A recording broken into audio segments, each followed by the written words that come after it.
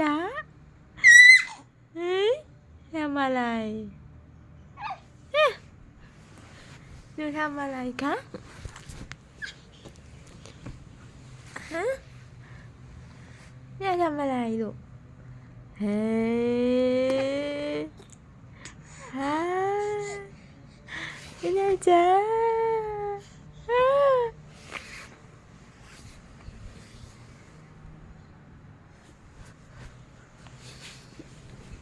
ทำอะไรเนาะไปแล้วไปแล้วไปแล้วไปแล้วไปแล้วไปแล้ว